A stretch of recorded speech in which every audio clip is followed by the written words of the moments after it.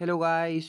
आज हम लोग करने वाले हैं ACCA F8 यानी कि डबल ए का chapter number 11 completion and review है चैप्टर का नाम। और इम्पॉर्टेंट चैप्टर है गाइस, वो जैसे सेक्शन बी में आते हैं क्वेश्चंस वगैरह अलग अलग, तो उसमें भी आप लोग कर सकते हो। सेक्शन ए भी पूछ सकते हैं। इंपॉर्टेंट चैप्टर है, अच्छा चैप्टर है और समझने वाला चैप्टर है। वन शॉट है तो पहले से एक बार ही पढ़ लिखा होना चाहिए आपको, ठीक है। तो स्टार्ट करेंगे।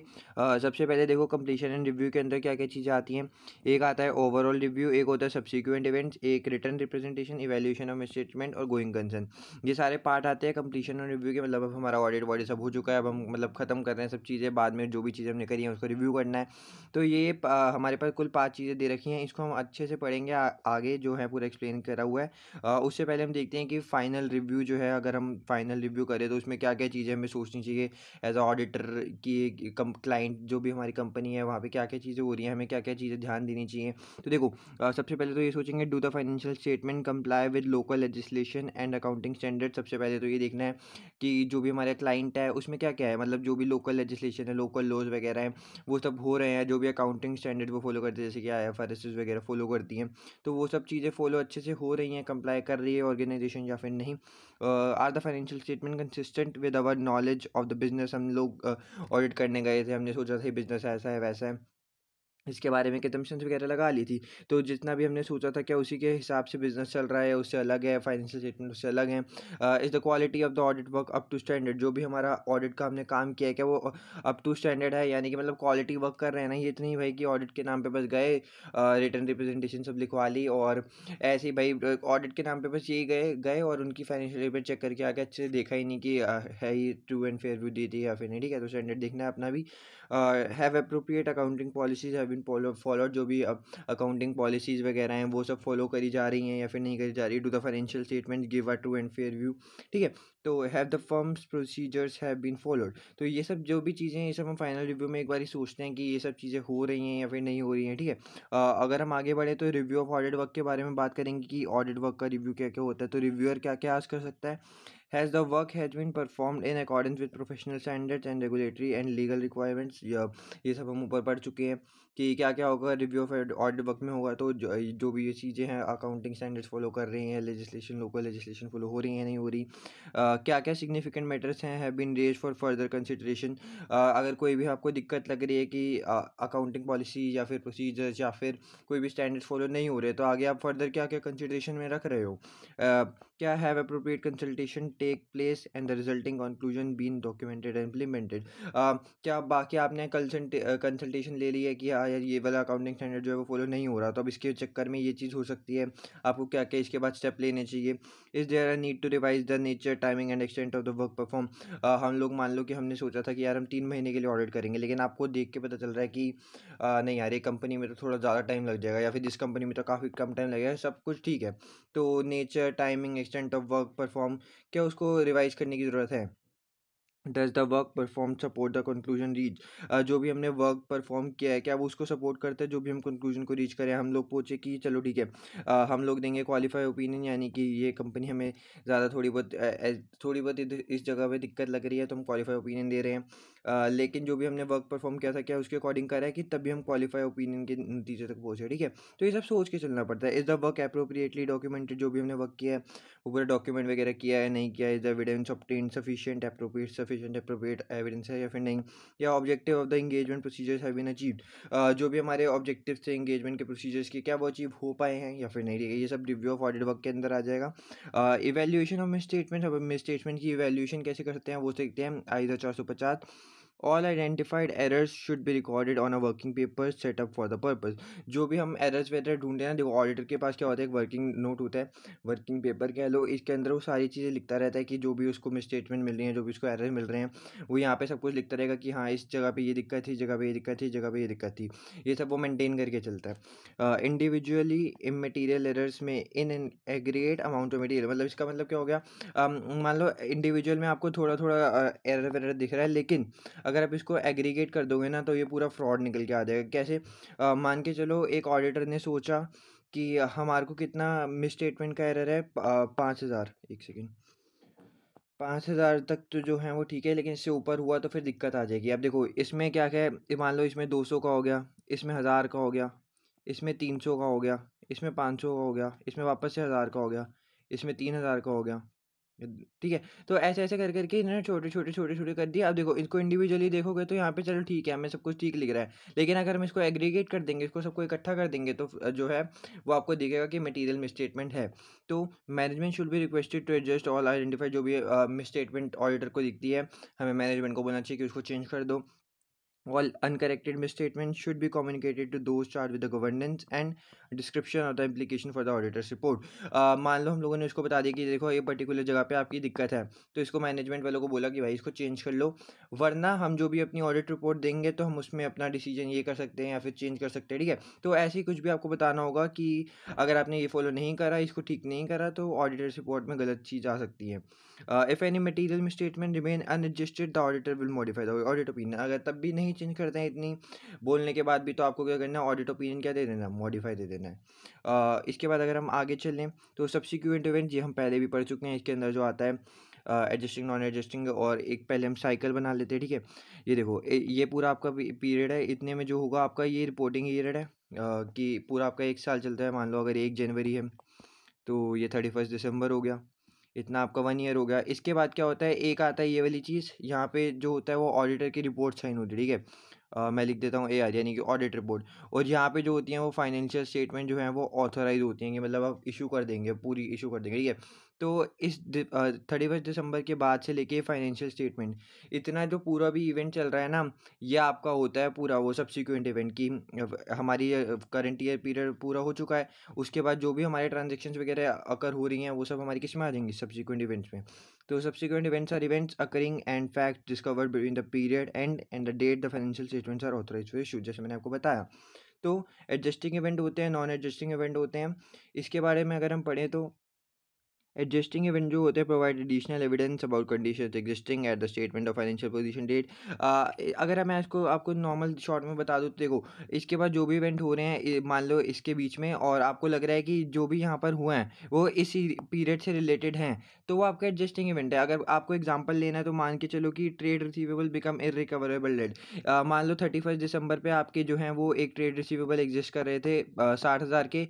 ठीक है, जिनमें से आपको मान लो 3 जनवरी को पता चलता है कि 20,000 के रिसीवेबल्स आपको नहीं मिलने वाले हैं, वो देश छोड़ के बाहर गए, वो इंसॉल्वेंट हो गए, या वो जो भी हो गए, लेकिन आपको पता चल गया कि 20,000 रुपये नहीं मिलने वाले हैं। तो आप क्या करोगे, ये अब जो ट्रेड रिसीवेबल आपने 31 दिसंबर को 60,000 का दिखाया हुआ था, अब आप उसको दिखा दोगे 40,000 का। इसको क्या होता है, रिक्वायर एडजस्टमेंट, जो भी एडजस्टमेंट होंगे उसको एडजस्टमेंट करनी होगी। ये रिपोर्टिंग डेट पे है, हम इसकी वैल्यू चेंज करके लिखेंगे। ठीक है, तो ये सब चीज़ें हो गई, वो एडजस्टिंग इवेंट हो गई जिसको एडजस्टमेंट की रिक्वायर होती है। और जो भी हमारी ये फाइनेंशियल स्टेटमेंट के एंड होने के बाद, मतलब जो भी करंट ईयर होता है उसके एंड होने के बाद वो इवेंट्स होते हैं, वो सब हमारे एडजस्टिंग इवेंट बन जाएंगे। जैसे कि inventory held at year and is sold for less in cost after year and.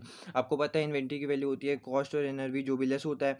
तो हम लोगों ने मान लो इन्वेंट्री रिकॉर्ड करी थी 2,000 रुपये की। ठीक है, $2,000 की मान लो, और उसके बाद पता चलता है कि यार बहुत ज़्यादा वैल्यू गिर गई हमारी इन्वेंट्री की, बहुत ऑब्सोलीट हो गई, या फिर कोई भी एडवांसमेंट आ गई टेक्नोलॉजी में। तो अब ये इसकी वैल्यू जो पड़ती है वो हो गई $800 की। ठीक है, तो अभी डिफरेंस आ गया। अब आपको पता चला है कि आप इन्वेंट्री को रिकॉर्ड करते हैं कॉस्ट और एनआरवी जो भी लो, तो हमारी 800 है तो हम रिपोर्टिंग ईयर पे 800 को रिकॉर्ड कर देंगे, तो ये एडजस्टिंग इवेंट है। वैसे ही नॉन एडजस्टिंग इवेंट में होता है वो provide evidence about conditions arising after statement, मतलब इसके बाद ही होते हैं वो भी, लेकिन इसका इस ईयर से कोई भी ताल्लुक नहीं होता। जैसे कि इसमें डिस्क्लोजर देते हैं हम जब भी कोई मटेरियल चीज़ हो, जैसे fire destroys inventory after the year and. अब आपका ईयर एंड यहाँ पे खत्म है। ठीक है, ईयर एंड हो गया, अब यहाँ पे आपकी आग लग गई। अब यहाँ पे आग लगी, आपको यहाँ तक थोड़े पता था कि यहाँ पे आपको आग लगनी ही लगनी है, यहाँ पे पता चल रहा है ना, तो ये नॉन एडजस्टिंग इवेंट है। टेक ओवर कर लिया किसी ने, या फिर injury resulting in legal action occurs after year and.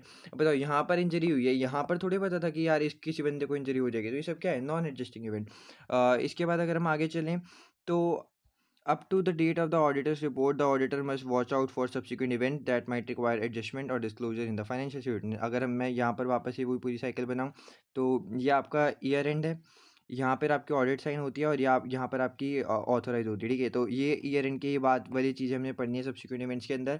तो यहाँ पर बता रखा है, ये जहाँ पे ऑडिटर की हम रिपोर्ट वगैरह देते हैं, तो ऑडिटर यहाँ तक जितनी भी चीज़ें हो रही होती है ना इतने में, तो उसको वो देखना चाहिए कि क्या-क्या है, और अगर कुछ भी उसको एरर फाइंड होता है या फिर जो भी सब्सिक्वेंट इवेंट दिखते हैं उसकी उसको एडजस्टमेंट करवानी होती है या फिर डिस्क्लोजर देना होता है फाइनेंशियल स्टेटमेंट जो भी एडजस्टिंग नॉन एडजस्टिंग हो उसके हिसाब से। इसके बाद the auditor is under no obligation, ये बात याद रखो, no obligation to perform audit procedures after the auditor's report has been issued. अब यहाँ पे आपकी ऑडिटर रिपोर्ट इशू हो गई, अब इसके बाद जो भी हो रहा है ना उसका कोई ऑडिटर को ऑब्लिगेशन नहीं है कि यार तुम्हें ठीक करना ही करना है, तुम्हारा काम यहाँ तक खत्म हो सकता है। लेकिन हम पता है हमने सब एथिक्स विथिक्स पढ़ रखे हैं, तो अगर कंपनी हमें लगता है कि यार इसके बाद थोड़ी आपको पता चला ऑडिटर रिपोर्ट इशू करी, इसके बाद ही पता चला यार कंपनी ने ये घपला मार दिया, इससे क्या हुआ उसकी जो फाइनेंशियल स्टेटमेंट है वो एकदम से पूरी चेंज हो गई। तो कोई ऑब्लिगेशन नहीं होती बोलने की, लेकिन हाँ एथिक्स वेथिक्स कहते हैं, तो इसके बाद क्या कर सकते हैं, however if they become aware of a fact which would cause them to issue a modified opinion. इसके बाद उन्हें कुछ पता चलता है कि यार इन्होंने कोई दिक्कत विक्कत कर दी जिसकी वजह से अब मेरे को, मैंने पहले अनमॉडिफाइड ओपिनियन दे रखा था, ठीक है, लेकिन अब इसके ऑडिटर रिपोर्ट इशू करने के बाद ही पता चला यार ये तो बहुत घपला हो गया, बहुत अलग अलग फ्रॉड टाइप हो गया और आपको मॉडिफाइड देने की ज़रूरत पड़ रही है। तो आप क्या कर सकते हो, they must discuss the matter with management, management से डिस्कस करो and consider whether the financial statement require amendment. तो उनसे जाके मैनेजमेंट से बात करो, बोलो भाई जो भी आपको चेंजेस वेंजेस है वो करने पड़ेंगे वरना आपकी ऑडिटर रिपोर्ट्स में चेंज कर सकता हूँ, ऐसा आप उनको बोलो, क्योंकि यहाँ तक आपका काम खत्म हो गया, ऑडिटर रिपोर्ट चेंज वगैरह हो चुकी है और आपने इतने पीरियड्स की एडजस्टमेंट कर ली। लेकिन अगर यहाँ से फाइनेंशियल स्टेटमेंट ऑथोराइज होने से पहले पहले भी कुछ पता चलता है तो आपको मैनेजमेंट से डिस्कस करना है। और इसमें क्या क्या प्रोसीजर इन्वॉल्व हो सकता है, इंक्वायरी और डिस्कशन कर लो मैनेजमेंट के साथ, रिव्यू कर लो minutes, review of budgets, management account, other financial data, ये सबसे आपको पता चलेगा यार कि फाइनेंशियल स्टेटमेंट में आगे क्या क्या हो सकता है। रिटर्न रिप्रेजेंटेशन ले लो मैनेजमेंट से, और normal procedures looking at after date, cash receive, payment, cut off etcetera, जो भी ये सब चीज़ें होती है तो हम नॉर्मल पढ़ चुके हैं, ठीक है। तो ये था हमारा पूरा सब्सिक्वेंट इवेंट्स। इसके बाद हम चलेंगे गोइंग कंसर्न की तरफ। गोइंग कंसर्न भी हम बचपन से ही पढ़ते आ रहे हैं ACCA के, कि क्या होता है कि अगर एक कंपनी अभी चल रही है तो आने वाले टाइम में भी चलती रहनी चाहिए, ठीक है। ये एक एजम्पशन होती है। तो एक going concern concept, a company assume to be going concern if it is likely to continue trading for the foreseeable future, मतलब आने वाले टाइम में करेगी करेगी। और मतलब ये तो है कि हाँ आने वाले टाइम में चलेगी कंपनी, एकदम से बंद नहीं होने वाली है, 1 साल तो कम से कम रख के चलो कि हाँ अगले 1 साल तक तो चलेगी, उसके बाद का देखी जाएगी। लेकिन फिर भी पता लगने लग जाता है धीरे धीरे कि ये कंपनी जो है वो बंद होने वाली है। When preparing financial statement, the director should assess whether there are significant doubts about an entity's ability to continue as a going concern. Director को देखना चाहिए कि जब भी फाइनेंशियल स्टेटमेंट प्रिपेयर कर रहे हो तो आपको पता चल जाता है यार कि कंपनी चलने वाली है आगे या बंद होने वाली है। तो डायरेक्टर को एसेस करना चाहिए और जो भी डिस्क्लोजर वगैरह है वो सब बता देने चाहिए कि यार गोइंग कंसर्न में थोड़ा खतरा लग रहा है, डाउट हो रहा है। The auditor responsibility is to consider the appropriateness of management's use of the going concern assumption. Director जो भी एज्यूम करते हैं वो सब ऑडिटर को देखना पड़ता है, and whether they are adequate disclosure, कोई डिस्क्लोजर प्रॉपर है regarding uncertainties about the entity's ability, मतलब ये सब है डायरेक्टर आपको बताएंगे कि यार हमने ये सब चीज़ें जो हैं वो देखी हैं, एज्यूम करी हैं और हमारे हिसाब से आगे कंपनी चलने वाली है। अब वो कह रहे हैं आगे कंपनी चलेगी, वो तो ऑब्वियसली बोलेंगे, अब आपको चेक करना है कि यार चलेगी चलेगी नहीं चलेगी। बहुत सारे इवेंट्स होते हैं, बहुत सारी ट्रांजेक्शन्स होती हैं, फाइनेंशियल स्टेटमेंट अच्छे से चेक करो, आपको पता चलेगा कि यार ये कंपनी आगे चलने वाली है या फिर नहीं चलने वाली, ठीक है। इसके बाद जो है हम लोग देखेंगे कि टिपिकल इंडिकेटर्स क्या क्या होते हैं गोइंग कंसर्न प्रॉब्लम की। अगर आपको ये दिखता है तो आपको ये सोचना चाहिए कि यार हाँ यहाँ पर गोइंग कंसर्न की जो है वो दिक्कत आ सकती है। नेट करंट लाइबिलिटीज़, मान के चलो कि आपके करंट एसेट्स हैं वो कम हैं और करंट लाइबिलिटीज़ आपकी ज़्यादा है, तो ये नेट करंट लाइबिलिटीज़ हो गया। इसका मतलब आपको आने वाले टाइम में पैसा देना ज़्यादा है और आपके पास पैसा पड़ा कम हुआ है। मान लो आपको आपको कोई लोन है वो अभी इस साल आपको रीपे करना है और उसका अमाउंट जो है वो 100,000 है, ठीक है, और आपके पास कैश कितना पड़ा है, आपके पास 20,000 कैश पड़ा है। ये नेट करंट लाइबिलिटीज है। अब आपको देना है 1,00,000 रुपये, ठीक है, 100,000 आपको देने हैं, लेकिन आपके पास पड़े कितने हैं, 20,000 रुपीज़। तो नेट करंट लाइबिलिटीज है, ये दिक्कत देगा। अब आपको आने वाले टाइम में पैसे देने और आपके पास पैसे ही नहीं पड़े, बताओ भैया फिर क्या करोगे। Necessary boring facilities not agreed, जो भी बोरिंग की फैसिलिटीज़ हैं जो भी ज़रूरी होती हैं वो एग्री नहीं की गई, ठीक है। सिग्निफिकेंट लिक्विडिटी और कैश फ्लो प्रॉब्लम, आपके पास वही कैश फ्लो की दिक्कत है, कैश नहीं है। सबसे मेन बात होती है कैश फ्लो होना चाहिए, कैश चीज़ होनी चाहिए यार, कि कैश अपने पास पड़ा हो, कैश इन हैंड भी होना चाहिए। कैश होता है तो बहुत एक टाइप से ना मान के चलते कि यार गोइंग कंसर्न अभी भी समझ सकते हैं, लेकिन अगर नहीं है तो फिर तो बहुत दिक्कत है। सब्सटैंशियल ऑपरेटिंग लॉसेज, लगातार ऑपरेटिंग लॉसेज हो रहे हैं, ये कैश फ्लो स्टेटमेंट में याद है आप लोगों को पढ़ते हैं, ऑपरेटिंग, इन्वेस्टिंग, फाइनेंसिंग, ये 3 चीज़ें आती हैं। मान लो ऑपरेटिंग में आपका लॉसेज वगैरह आ रहे हैं तो आप मतलब जो भी काम कर रहे हो उससे आपको लॉस ही हो रहा है। अब बाकी चीज़ें का डेट और इक्विटी से ही लेकर आ रहे हो, कि डेट से पैसा ला रहे हो या फिर इक्विटी से पैसा ला रहे हो, जो आप मेन काम कर रहे हो बिजनेस का उसमें तो आपको क्या हो रहा है, लॉस हो रहा है। तो ये भी गोइंग कंसर्न की प्रॉब्लम दिख सकती है, इंडिकेटर हो सकता है, ठीक है। ये नहीं कह रहा कि गोइंग कंसर्न होगा ही होगा, लेकिन ये क्या होते हैं, इंडिकेटर्स।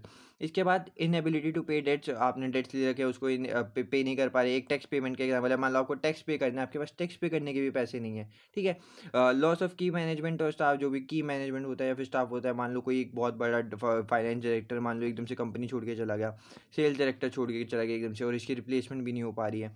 लॉस ऑफ की सप्लायर्स और कस्टमर्स, मान लो एक कस्टमर था जिसका 50 लाख रुपीस हमारे पास बैलेंस पड़ा हुआ था, ठीक है, रिसीवेबल था। इसका हमारे को नुकसान हो सकता है, घाटा हो सकता है कि एकदम से चला गया नहीं है। अब किसी सप्लायर से मैं रोज़ सामान लिया करता था, हर बारी मैं तो सामान उसी से लिया करता था, अब वो सप्लायर कहीं और शिफ्ट हो गया या फिर क्या हमारी आपस में कॉन्फ्लिक्ट वगैरह हो गए, वो भी नहीं दे रहा है, गोइंग कंसर्न की प्रॉब्लम है, अब मैं सामान कहाँ से लाऊंगा, ठीक है। तो ये सब क्या है, इंडिकेटर्स है गोइंग कंसर्न प्रॉब्लम के। टिपिकल ऑडिट प्रोसीजर्स क्या क्या हो सकते हैं, रिव्यू कर लो cash flow forecast and post year end management accounts to analyse trend and performance, management accounts वगैरह से ये सब चीज़ें रिलेटेड होती हैं। तो आप क्या कर सकते हो, एनालाइज कर सकते हो ट्रेंड जो भी परफॉर्मेंस में आ रखे हैं, इससे आपको थोड़ा पता चलेगा कि यार कितने पैसे वैसे आ रहे हैं नहीं आ रहे। कैश फ्लो के फोरकास्ट से भी पता चलता है कि आने वाले टाइम में कितना पैसा मिलने वाला है। इसके बाद review correspondence with major customer for evidence of disputes, जो भी मेजर कस्टमर्स हैं उनकी आप बातचीत देख सकते हो। क्या देखो, कस्टमर और जो भी अपनी क्लाइंट कंपनी होगी उन दोनों के बीच में बातचीत ज़रूर हुई होगी किसी भी चीज़ के बारे में, अगर कंपनी बंद बंद होने वाली होगी। और देख लो कोई बीच में आपस में डिस्प्यूट्स वगैरह है कि आने वाले टाइम में देखो, अगर एक बंदे 50 लाख वाले मान लो ये पैसा नहीं देने वाला, तो कंपनी ने इसको फ़ोन तो किया होगा यार कि जो भी बातचीत वगैरह होगी फॉर्मल वगैरह, कि हमारे पैसे तो दे दे। अब वो नहीं देगा तो अब वो दिक्कत कहाँ पे आ जाएगी यार। अब ये जो बातचीत होगी फिर देखना ये बोलेगा नहीं भाई तुमने हमारे अपनी बुक में गलत एंट्री लिख रखी है, हम मेरे को तो तुम्हें भाई खाली 20 लाख रुपए देने हैं, तुमने 50 लाख रुपए मांग रखे हैं। तो ये सब चीज़ें आ जाती हैं, ठीक है। तो inspect correspondence from the bank to assess the likelihood of training further finance, bank से भी बातचीत कर लो कि ये देखो अब क्लाइंट कंपनी है, ये जो है अब इसके पास पैसे तो है नहीं, ये जाएगी बैंक के पास पैसे मांगने के लिए कि थोड़ा लोन दे दो, पैसे दे दो। अब बैंक देगी कि नहीं देगी, या जो भी बैंक भी सब कुछ देख के देगी ना भाई कि कंपनी आगे चलने वाली है नहीं चलने वाली। तो ये सब चीज़ें आप देख सकते हो प्रोसीजर्स के अंदर। इसके बाद inspect correspondence from lawyers regarding outcome of legal cases which could impact going concern। Company पे कुछ लीगल केसेस भी हो रखे होते हैं, जैसे कि आपको पता होगा, हम प्रोविजन वेलर चैप्टर पढ़ रखे हैं तो बहुत सारे वहाँ पे भी आपको पता होगा कैसे कैसे क्लेम्स हो रखे होते हैं। तो लॉयर से बात कर लो कंपनी के क्लाइंट से कि क्या क्या चांसेस आपको लग रहे हैं कि आने वाले टाइम में कोई लीगल केस हो सकता है, या फिर जो भी चल रहा है कि उसमें हम हार सकते हैं और पैसा उसमें भी जाएगा, ठीक है। इंस्पेक्ट बोर्ड मिनट्स को इंस्पेक्ट कर लो for management plan to address going concern, board minutes meeting जो भी होती है इसमें आपको सब कुछ पता चल जाता है कि क्या क्या होने वाला है, और कंपनी से डिस्कस करने देती है कि यार अब हमारी कंपनी आगे नहीं बढ़ने वाली। रिटर्न रिप्रेजेंटेशन ले लो मैनेजमेंट से that they believe the company is going concern, ठीक है। तो रिटर्न रिप्रेजेंटेशन लो मैनेजमेंट को, बोलोगे यार तुम लिख दो कि हमारी कंपनी आने वाले टाइम में चलने वाली है, तो बस हो जाएगा ठीक आपका काम।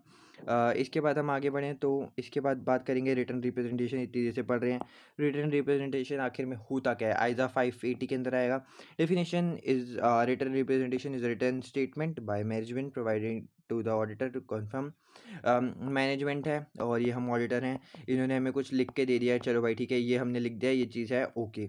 मान लो प्रोविज़न बनाया हुआ है, उन्होंने लिखा हुआ है 50,000 का प्रोविज़न है, हम रिटर्न रिप्रेजेंटेशन देंगे, बोलो ये लिख के दे दो कि ये हमारे अकॉर्डिंग सब कुछ ठीक है और हमने एस्टिमेट जो है वो प्रॉपर एकदम अच्छे से कर रखा है और इसका अमाउंट इतना ही कुछ आएगा, लिख के दे देंगे बस, ठीक है ओके फाइन। अब कुछ कुछ जगहों पे हमें रिटर्न रिप्रेजेंटेशन लेनी पड़ती है। अब हमें जजमेंट का जहाँ पे मैटर है वहाँ पे रिप्रेजेंटेशन लेंगे तो ये होगा कि हाँ हमने बातचीत कर ली थी अच्छे से, उन्होंने बता दिया कि हमने अच्छे से सोच के लिखा है। तो इसमें क्या क्या होगा, the auditor must consider whether the written representation letter is consistent with other forms of evidence. आपको पता चल रहा है कि भाई देखो उन्होंने यहाँ पे तो अलग अलग अमाउंट लिख रखे थे, लेकिन अब प्रोविज़न इतना बड़ा सा बना दिया, लेकिन इनकी कंपनी इतने छोटी छोटी ट्रांजेक्शन कर रही थी। तो ये सब देख लेना। और auditor must consider whether there are any concerns over the competence integrity, अगर इस सब चीज़ के बीच में आपकी कहीं कॉम्पिटेंस या फिर डिसऑनेस्टी या फिर एथिकल वैल्यूज ये चीज़ें आ रही हैं तो मैनेजमेंट की, ठीक है, तो विच कुल effect the reliability of the written representation. Management है जो कि मान लो उनकी कॉम्पिटेंसी या फिर इंटीग्रिटी या फिर एथिकल वैल्यूज़ जो भी आपको लग रहा है कि कोई दिक्कत में हो रही है, तो क्या कर सकते हो आप, रिटर्न रिप्रेजेंटेशन की वो सब आप देख सकते हो, ठीक है। और अगर कोई कंसर्न लगते हैं competency integrity, the auditor should consider withdrawing from the audit. आप ऑडिट से विड्रॉ कर लो, आपको लगता है कि नहीं यार मैनेजमेंट तो गलत है, ये डिसऑनेस्ट इतना रह रही है, एथिक्स वगैरह फॉलो नहीं कर रही है, तो आप क्या करो, विड्रॉ कर लो ऑडिट से। If the auditor can not withdraw, अगर विड्रॉ नहीं कर सकते तो disclaimer of opinion should be given. आप डिस्क्लेमर ओपिनियन दे सकते हो कि यार नहीं भाई ये कंपनी जो है वो बिल्कुल एथिक्स भी नहीं फॉलो करती, इंटीग्रिटी भी नहीं फॉलो करती और ज़्यादा कॉम्पिटेंट भी नहीं है। Similar consideration will apply if management refuse to provide written representation letter. तो सेम चीज़ें आप तब भी कर सकते हो जब मैनेजमेंट रिटर्न रिप्रेजेंटेशन देने को मना कर दे, ओके। इसके बाद अगर हम बात करते हैं तो example of matters included in written representation में क्या क्या चीज़ें आती है, एग्जाम्पल देखते हैं। एक होता है जनरल मैटर, एक होता है स्पेसिफिक मैटर और एक होता है मैटर्स जो कि रिक्वायर बाय आइजाज होते हैं, ठीक है। अब देखो भाई जनरल मैटर्स क्या-क्या हो सकते हैं कि यार अब हम कंपनी को बोलेंगे रिटर्न रिप्रेजेंटेशन लिखो, जनरल मैटर में क्या-क्या आ सकता है, preparing the financial statement in accordance with an applicable financial reporting framework. वो लिख के दे देंगे कि यार हाँ, हम आईएफआरएस फॉलो कर रहे थे और ये हमने लिख के दे दिया, अब हम ये अकाउंटिंग को फॉलो करते हैं, तो इससे होगा कि हाँ, मैनेजमेंट ने लिख के दे दिया है, तो अब एक एविडेंस की तरह से मान सकते हैं, रिटर्न रिप्रेजेंटेशन दे दी है। Providing the auditor with all relevant information and access to the records. आपने और हमने स्टार्टिंग ऑडिटर की ड्यूटी, राइट्स, ये सब चीज़ें भी पता की थी कि क्या-क्या होते हैं। उसमें भी कहा था कि ऑडिटर को सारे रिकॉर्ड वगैरह देने हैं, तो कंपनी लिख के दे देगी कि हाँ यार, हमने ऑडिटर को ये सब रिकॉर्ड्स का एक्सेस वगैरह दे दिया था। Recording all transactions and reflecting them in the financial statement. सारी उन्होंने ट्रांजेक्शन जो भी हुई है उसको रिकॉर्ड करा है और फाइनेंशियल स्टेटमेंट में उसको दिखाया है, ये सब वो लिख के देंगे, ठीक है। ये सब हो गई जनरल मैटर। स्पेसिफिक मैटर्स की बात करें तो management believe the assumptions used for areas of judgements are reasonable. Provision होता है डेप्रिसिएशन का, वो हो गया डेप्रिसिएशन प्रोविजन मान लो, डेप्रिसिएशन का रेट मान लो, किस हिसाब से डेप्रिसिएशन होगी। ये सब जो भी मैनेजमेंट की जजमेंट के बेसिस पे होता है वो क्या होंगे, रीजनेबल होंगे, ये वो रिटर्न रिप्रेजेंटेशन में देंगे कि हाँ ये सब हैं वो रीजनेबल हैं। प्रोविजंस और लाइबिलिटी जो हैं वो कंप्लीट हैं, जो भी हमने के प्रोविजंस का लाइबिलिटीज हैं वो सब कंप्लीट है, ये सब हम पढ़ रहे हैं स्पेसिफिक मैटर्स। और particular product line is going to continue. Like आपको लगता है कि यार आप ये कंपनी अलग अलग टाइप के प्रोडक्ट बना रही है, तो वो बताएगी क्या हाँ ये वाला प्रोडक्ट जो है वो हमारा आगने वाले टाइम में भी चलते रहेगा, ये नहीं है कि वो बंद हो जाएगा। ये सब क्या करेगी, रिटर्न रिप्रेजेंटेशन देगी मैनेजमेंट। प्लान्स और इंटेंशन दैट में अफेक्ट एसिड वैल्यू, जो भी प्लान्स हैं और कोई भी इंटेंशन लगती है कंपनी की एसिड की वैल्यू से इफेक्ट हो सकती है, बढ़ सकती है, कम हो सकती है, तो ये सब स्पेसिफिक मैटर्स है, उस पर रिटर्न रिप्रेजेंटेशन लेनी है मैनेजमेंट से। और कुछ आइज़ाज़ जो भी मैटर जो हैं वो रिक्वायर होते हैं, जैसे कि all known and suspected frauds have been communicated. जो भी मैनेजमेंट को फ्रॉड्स पता थे, एरर्स पता थे, वो आपने ऑडिटर को बताए हैं।